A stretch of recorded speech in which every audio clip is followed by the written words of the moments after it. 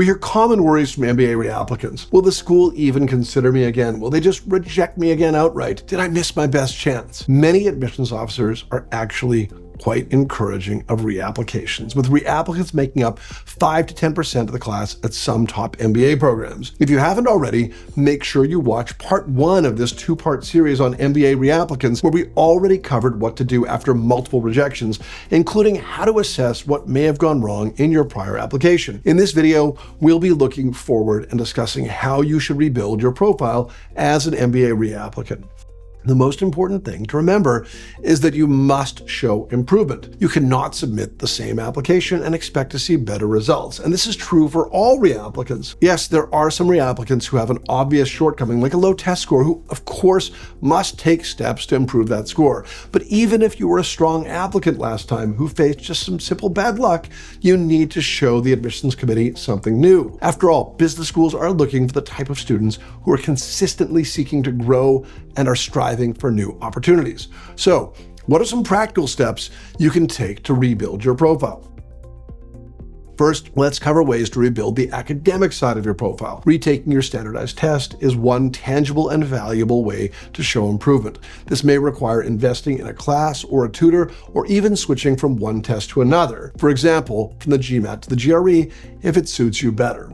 Aside from testing, you could also take a supplemental course or two. This is especially useful if you need to build an alternate transcript to make up for some low grades in college, or you have a limited quantitative background. Taking a full course, ideally through a university's extension program or a community college, can show the admissions committee you're putting in the effort to prepare yourself for returning to school. Finally, pursuing a certification like the CFA can bolster your academic profile as well. However, given the specialized nature of these certifications, they typically only make sense for candidates whose career paths would also benefit from that kind of credential.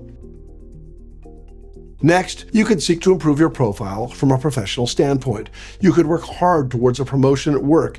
You could volunteer for new responsibilities, or raise your hand to participate in a special committee or project team. Some applicants may even want to pursue international assignments or secondments with clients if their experience has been limited to one role. Applicants who had an insufficient amount of work experience when they first applied may just need another year or two of work under their belt. I also recommend revisiting your resume, or possibly even starting it from scratch with a few guiding principles. Be sure to highlight your accomplishments, not responsibilities.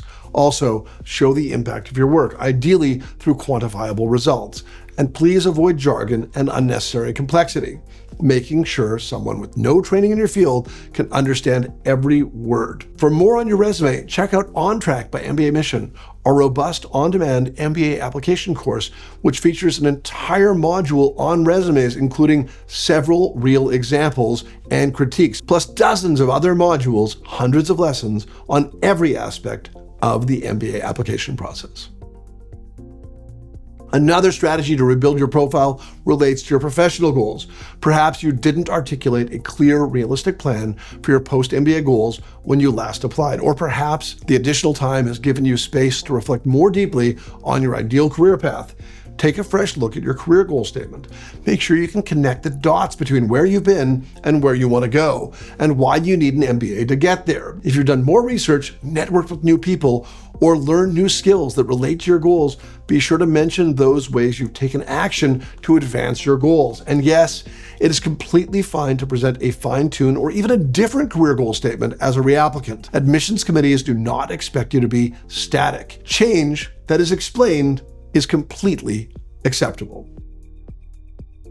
The last area I'll cover is strengthening your community leadership. You could deepen your commitment to a community organization you already had ties to by seeking a position on its volunteer board, organizing a fundraising campaign, or initiating a new event altogether. You could also start a brand new activity or transform an existing hobby into something more substantial. Just be sure to start this with plenty of time in advance so you can show a track record of involvement and engagement by the time you submit your reapplication. Note that all of these steps to rebuild your profile require time. If you're a reapplicant, applying in round 1 is advised, so do not delay in starting on these improvements. Some reapplicants may even choose to wait another full year until the next round if they have significant gaps to close. No matter what, set a plan to submit your reapplications early, allowing time for final checks and avoiding any mistakes from rushed submissions. One last piece of advice is to let your target program know about your plans to reapply. For example, if you're in contact with a school during your last application, possibly including contact with a waitlist manager, an interviewer, or an admissions committee member you met at an event, reach out to them and let them know you plan to apply. Schools should appreciate your determination and proactive outreach.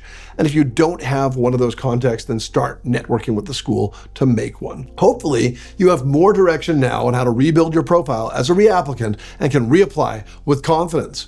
Now, don't miss the next video where several top MBA admissions directors give their best advice for reapplicants.